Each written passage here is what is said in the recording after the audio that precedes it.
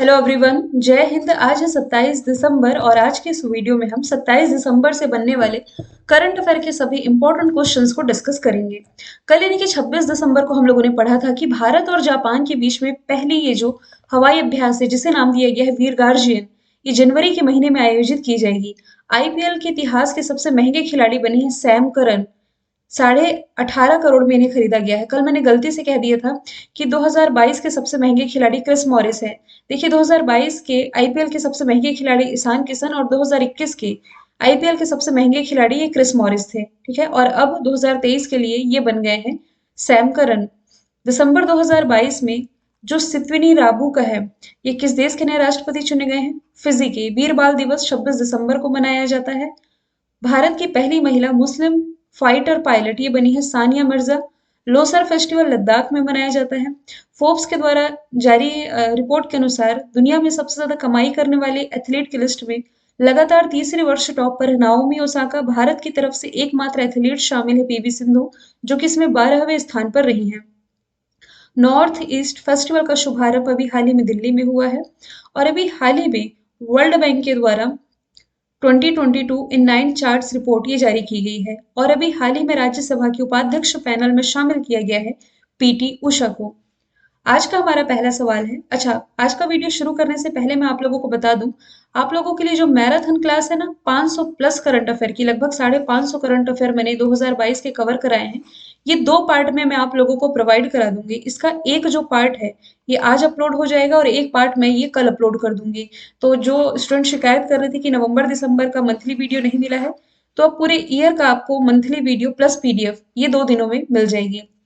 और इसकी पीडीएफ आपको टेलीग्राम में मिलेगी। टेलीग्राम से जुड़ने के लिए डिस्क्रिप्शन बॉक्स में जो लिंक दी हुई है आप वहां मुझे फॉलो कर लें, या तो फिर मैं डायरेक्ट ही टेलीग्राम की जो लिंक है अपने कमेंट बॉक्स में पिन कर दूंगी। शुरू कर लेते हैं आज का हमारा पहला सवाल। सऊदी अरब में भारत के अगले राजदूत के रूप में किसकी नियुक्ति की गई है? देखिए मैंने पहले भी कहा है कि ये जो राजदूत या उच्चायुक्त वाले सवाल होते हैं ना, इनके एग्जाम में पूछे जाने की पॉसिबिलिटी ना के बराबर होती है। ऐसा क्वेश्चन मैंने इसलिए पिक किया है सॉरी, ताकि ये जो कंट्री हम डिस्कस कर रहे हैं इसके ज्योग्राफिकल लोकेशन और भारत के साथ संबंध, या हाल फिलहाल इस कंट्री को हमने करंट में पढ़ा होगा तो कुछ कनेक्ट इससे हम कर सके। तो भारत के अगले राजदूत सऊदी अरब में बन गए हैं doctor Suhail Ejaz Khan. Option number D इसका राइट आंसर हो जाएगा, जो कि 1997 बैच के आईएफएस ऑफिसर है। सऊदी अरब में नियुक्ति हुई है। तो आप देख सकते हैं इंडिया के नक्शे में सऊदी अरब, ये जो प्रायद्वीप है ना, ये है दुनिया का सबसे बड़ा प्रायद्वीप, ये है अरब प्रायद्वीप, यही है सऊदी अरेबिया की लोकेशन। इसकी कैपिटल हो जाएगी रियाद, करेंसी हो जाएगी सऊदी रियल। भारत सऊदी अरब के संबंध के बारे में यदि हम बात करें ना, तो सऊदी अरब जो कि दुनिया में कच्चे तेल का सबसे बड़ा निर्यातक है, और इस्लाम की जो 2 पवित्र मस्जिद है, एक अल हरम और मदीना में, सॉरी माफ कीजिएगा, मक्का में अल हरम और मदीना, ये अल हरम या निषिद्ध मस्जिदों का संरक्षक माना जाता है। एक और आप रिलेट करोगे, एक अल अक्सा मस्जिद आप लोगों को याद आ रहा होगा। ये मक्का मदीना के बाद, मतलब कि सऊदी अरब में जो मक्का है इसके बाद मुस्लिमों का सबसे पवित्र स्थल माना जाता है इजराइल का यरूशलेम में स्थित अल अक्सा मस्जिद, जो कि 2 साल पहले हिंसा का शिकार हुआ था। मतलब कि इसी मस्जिद के कारण इजराइल और फिलिस्तीन के बीच जो विवाद हुआ था आप लोगों ने पढ़ा ही होगा। तो संयुक्त राज्य अमेरिका, चाइना और संयुक्त अरब अमीरात यानी कि यूएई के बाद जो सऊदी अरब है ना, भारत का चौथा सबसे बड़ा व्यापारिक भागीदार देश है। भारत कच्चे तेल का आयात आयात का 18% से अधिक हिस्सा ये सऊदी अरब से प्राप्त करता है। तो ये है सऊदी अरेबिया की लोकेशन। नवीन श्रीवास्तव ये नेपाल में भारत के अगले राजदूत बने हैं। प्रणय वर्मा ये बांग्लादेश में, और रुचिरा कंबोज ये यूनाइटेड नेशंस में भारत की स्थायी राजदूत है। अच्छा देखिए, जो कॉमनवेल्थ कंट्रीज होती है ना, यहाँ उच्चायुक्त यानी कि हाई कमीशन की नियुक्ति की जाती है। और जो नॉन कॉमनवेल्थ कंट्रीज यहाँ राजदूतों की नियुक्ति की जाती है। कॉमनवेल्थ कंट्रीज जो कि कभी ना कभी ब्रिटिश शासन के अधीन रहे हों। अगला प्रश्न है, हाल ही में किस राज्य या केंद्र शासित प्रदेश ने अपने पर्यटन क्षेत्र को उद्योग का दर्जा दिया है? तो रिसेंटली असम के द्वारा अपने पर्यटन क्षेत्र को उद्योग का दर्जा दिया गया है। इसके साथ राज्य में जो रेस्टोरेंट है, कैफेटेरिया है, हेल्थ क्लब, स्पा और वेलनेस सुविधाएं, ये औद्योगिक रणनीति को यहाँ बढ़ावा दे सकेंगी। असम की राजधानी दिशपुर मुख्यमंत्री हेमंता बिस्वा शर्मा राज्यपाल जगदीश मुखी हो जाएंगे। काजीरंगा नेशनल पार्क, जो कि एक सिंग वाले गैंडे के लिए फेमस है, ये असम में ही स्थित हो जाएगा। इसके अलावा पिछले ही साल यहाँ का जो 7वां नेशनल पार्क है दिहंग पटकाई, इसे मंजूरी दी गई थी। असम में ना एक मनोहारी गोल्ड टी है, जो कि 99,999 रुपए प्रति किलोग्राम, यानी कि 1 लाख किलोग्राम में बिकी थी, जिसके कारण ये चर्चे में आई थी। असम ने ना अभी हाल ही में बाजरा मिशन की शुरुआत की है और इसके अलावा बनारस से लेकर के डिब्रूगढ़ के बीच में भारत में सबसे लंबी क्रूज सर्विस की शुरुआत होने जा रही है। रिसेंटली यहाँ अरुणोदय योजना का दूसरा चरण ये शुरू कर दिया गया है। नदियों में नाइट नेविगेशन सिस्टम लाने वाला पहला राज्य ये भी असम ही है। जम्मू कश्मीर ने ना पहली बार एफडीआई पॉलिसी को मंजूरी दे दी है, फॉरेन डायरेक्ट इन्वेस्टमेंट पॉलिसी को। गुजरात जो है ये सेमी कंडक्टर पॉलिसी लागू करने वाला भारत का पहला राज्य है। हरियाणा का जो गुरुग्राम है, यहाँ भारत का पहला ग्रेन एटीएम तो स्थापित किया ही गया है। साथ ही दुनिया का सबसे बड़ा सफारी पार्क है जो, ये इसी हरियाणा में बनने जा रहा है। अगला प्रश्न है, भारत सरकार ने हाल ही में नेजल कोविड वैक्सीन के रूप में किस कंपनी की वैक्सीन को मंजूरी दी है? देखिए, जो भारत बायोटेक है, भारत बायोटेक की ये नेजल कोविड वैक्सीन की बूस्टर डोज है, जिसे अभी हाल ही में सरकार के द्वारा मंजूरी दे दी गई है। ऐसे लोग जो कि इंजेक्शन से डरते हैं, मतलब ओरली लेना चाहते हैं निडल के फॉर्म में, तो 18 वर्ष से अधिक आयु के बच्चों को ये जो टीका है ये लग सकेगा। इसे अभी हाल ही में मंजूरी मिल चुकी है। अब भारत भारत बायोटेक, इसका हेडक्वार्टर हो जाएगा हैदराबाद में और इसी कंपनी के द्वारा कोविशील्ड कोविशील्ड तो सीरम इंस्टीट्यूट ऑफ इंडिया बना रही है, जो कि पुणे में स्थित एक कंपनी है। कोवैक्सीन ये बना रही है भारत बायोटेक। अगला प्रश्न है, किस भारतीय रेसलर को United world wrestling rising star of the year के लिए नॉमिनेट किया गया है? तो ये भी हाल ही में नॉमिनेट हुई है अंतिम पंघाल, जो कि एक प्रसिद्ध रेसलर है। अंतिम पंघाल अंडर 20 रेसलिंग चैंपियनशिप में गोल्ड जीतने वाली भारत की पहली रेसलर भी बनी। किस राज्य से बिलोंग करती हैं? तो ये हरियाणा से बिलोंग करती हैं। और पीवी सिंधु के बारे में यदि हम बात करें तो बैडमिंटन वर्ल्ड फेडरेशन के एथलीट पैनल में शामिल हुई है। पीटी उषा ये इंडियन ओलंपिक एसोसिएशन की अध्यक्ष बनी है। मीराबाई चानू ये वेट लिफ्टिंग से संबंधित है, यानी कि भारत्तोलन से संबंधित है और ये मणिपुर से बिलोंग करती हैं, मणिपुर से। अगला प्रश्न है, यूट्यूब ने किस देश में जीडीपी में 10,000 है ये। हाल ही में यूट्यूब ने किस देश की जीडीपी में 10,000 करोड़ रुपए का योगदान किया है? तो ये किया है भारत में। देखिए, बीते 2-3 सालों से मैं आप लोगों को करंट अफेयर में जब भी ये फैक्ट आया है मैं आपको बताते आ रही हूँ कि ना यूट्यूब का सबसे बड़ा बाजार या यूट्यूब से कमाई के जरिए के बारे में यदि हम बात करें ना, तो इसका सबसे बड़ा बाजार जो दुनिया में है ये है भारत। और अभी इसने भारत की जीडीपी में 10,000 करोड़ रुपए का योगदान दिया है।